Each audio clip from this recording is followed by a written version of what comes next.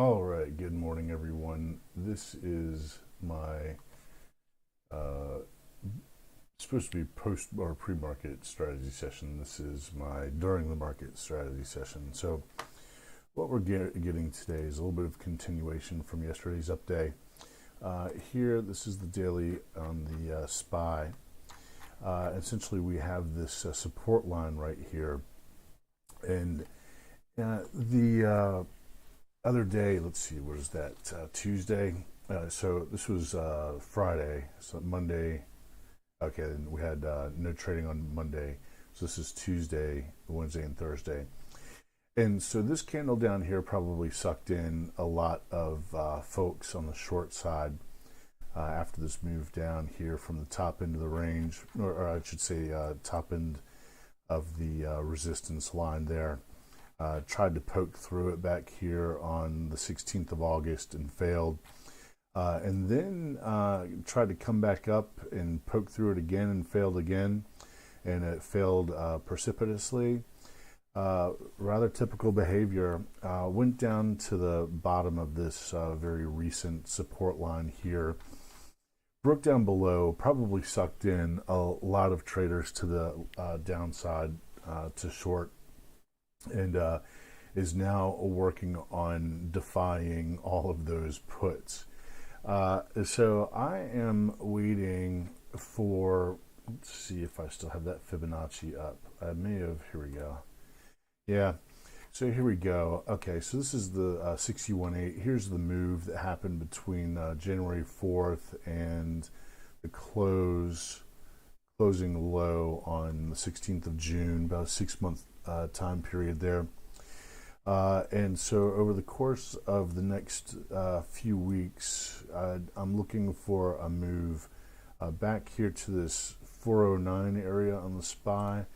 And on the Qs, it's 314, I believe. Oh, 308. 308 area on the Qs. And then we ought to start seeing some pressure to the downside again. And where did my trend line go for the Qs here? Let's see. There's the bottom, and there's the top. Okay. Well, I'm going to have to go through and readjust those lines. They don't look all that terrific here. Let's see. Yeah, that's better. Oh, yeah, look at that. Okay. Waiting for, it's a bear market, and this is going to be a rather long-term bear market, at least, let's see, until the end of the second quarter of 2023. We're expected to be in negative or economic conditions that are conducive to lower equity prices. So as the market adjusts, for pricing, there are going to be these gyrations. It looks like we made this move here between the 15th of August over here to the 7th of September. Actually, I should say 6th of September over a couple of weeks. That's an 8% move to the downside. So nothing moves. Of course, you can see here, nothing moves in a straight line. And it's all intended to suck traders in and squeeze them from both the long side and the short side for as much cash as possible. Or if you want to think about it, if you want to be a little more optimistic, the market is trying to pay off everyone who has any trade or investment in the market. It's just horrible at it, which is kind of the way I like to think about it, actually, because if you can stick out these gyrations, you're going to get paid, but you're going to feel some pain in the meantime if you're getting in like at the wrong spot, basically. The market's trying to make everyone rich, but it's just really, really bad at it. The next move up here, will it come down and test this low again before it takes off to the upside again? Possibly. It's looking like it wants to try and do that today. The ECB just raised interest rates by 75 points. And so, I mean, that can't exactly be positive for the market. I mean, the U.S. market does react to the European market because by the time the European market is, I'd say it's into its afternoon session roughly, the American market is opening up. And so the European traders really get the best of both worlds. They get a preview of what America is doing most of the time, like in the they're awake. It's their regular trading day, and so they trade their trading day, and then they get to trade the most liquid markets in the world, the American markets, and they really get a lot of trading sessions in. So the European central bank move can affect and does affect what the American market does. So might get a bit of a pullback here today. It looks it's attempting to hold that support line right there, which is there are definitely, I've seen this support line on a lot of other charts, and there are a lot of folks who are expecting a breakdown below this trend line for continuation, although there was no confirmation here. This is a close just above the resistance line. Now here's a close below it. No confirmation yet though, and you really want to wait for confirmation to the downside on this line. In the meantime, there's no reason this thing can't continue higher to shake off some of the shorts that are jumping in down here at the lows, which inevitably happens. And so then Bitcoin is breaking down. We might get a confirmation day here below this 19,600 level. This red line here is a neckline, and this is after a head and shoulders pattern. And what I really like about this head and shoulders pattern is it comes after a Wyckoff distribution. This entire thing, if you look up Wyckoff distribution, this entire price action over the course of, let's see, December 2020, all the way over here to where it breaks down below the neckline. May 2022, what is that? That's roughly, we'll call it 16 months roughly. That means there is quite probably another 16, 24 months of this price trend following this neckline right here. It'll still break above, like it broke down below the neckline over here and came back up, didn't get anywhere near its right shoulder, and then just started to plummet down again. Did a pretty good job. Bitcoin, I was pretty impressed with Bitcoin breaking down below this support level that it put in.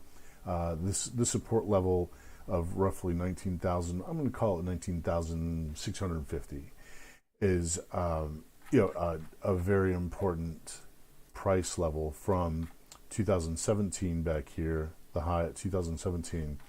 And you can see in 2020, it consolidated underneath that price for, let's say, I'll call it November 2020 to December, let's see, late November. So for about a month, it consolidated underneath of that price and was acting as resistance. Really broke through and then took off up to 42. Went back into a little bit of distribution here, consolidation, distribution, found support, and then just took off again. So it's this is about as close as it gets to picture perfect for a Wyckoff distribution, and then picture perfect for a head and shoulders pattern. And actually, while I'm thinking about it, let me go over and look at Baba over here real quick. And so Baba put in this head and shoulders, and it's really, this is pretty much picture perfect head and shoulders reversal pattern. We've got this general uptrend here, a head and shoulders, and then a a reversal. The head and shoulders is a reversal, and the neckline is going in the opposite direction as the previous trend. Because head and shoulders reversals can happen to the upside as well. There can be a bottoming head and shoulders as well.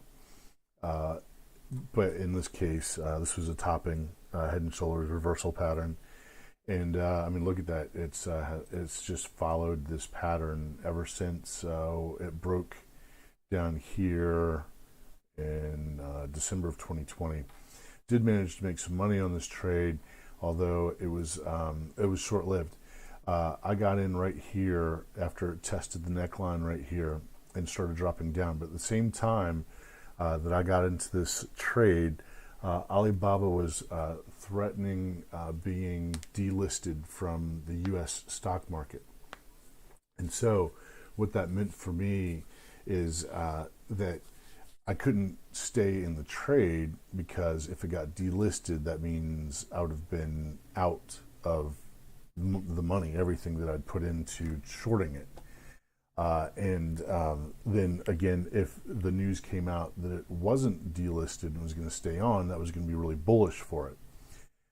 So it was, I had no confidence in being short Alibaba. So I did manage to short it right here after it retested the neckline.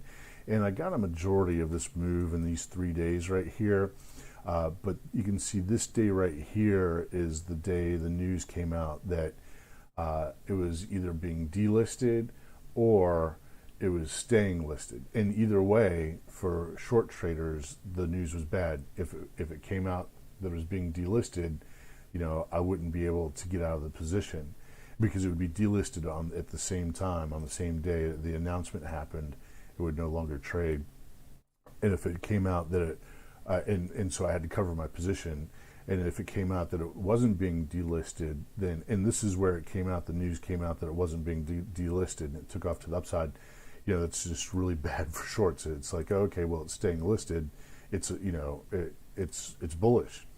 Well, not really. You can see here the price action. One of the best ways to know that you're wrong on a head and shoulders is if, here's the peak of the right shoulder right here. If the price comes back up and breaks above the right shoulder, the head and shoulders is out of commission. It's no longer a reliable pattern. But so yeah, on this day right here, I got in right here, and I exited on this day right here, and I exited somewhere pretty close to the open. You can see here after it started to come back up. Decent trade. And then, I really didn't pay much attention to it after it went back up again, and I really should have. After it failed to get above and started gapping down, it failed to get back above its right shoulder and started gapping back down and started heading back to its neckline. It's definitely a place where I should have taken a trade, but at that point in time, I just wasn't paying attention to it. But it's about as picture perfect as it gets for a head and shoulders reversal pattern. I just kind of wanted to show you that. So back to Bitcoin. Here we are in Bitcoin. Same thing, left shoulder ahead, right shoulder neckline. Neckline is pointing in the opposite direction of the previous trend, which was up. Neckline is pointing down. Price is following the neckline. Of course, it's not perfect, but it's fairly reliable. So once it gets, to, at this neckline, even maybe a little bit above, the best way to trade this is if it pops above the neckline. Is the best way to trade it is to start shorting it after it breaks down below the neckline again. And then we have the VIX, and the VIX is staying elevated. The VIX is in between 20 and 30. This is a really choppy range. The markets can see big up moves and big down moves between 20 and 30. And so as it gets down, you're not really supposed to chart the VIX, but here is this sort of support line that the VIX is following somewhat. You can see there's kind of a little bit of a region down here where the VIX got down below the trend line and stayed below it. Probably brought a lot of people onto the long side for the VIX there. And then, of course, shot up to the upside, and so it really kind of dashed the hopes of the bulls there. So yeah, in the meantime, I am going to look for upside opportunities, uh, really short range. You can see actually the market opened up today in the oversold condition. You can see here these oversold conditions right here today on the 10-minute. And so in the chop bucket, the relative strength index strategy can be really quite reliable.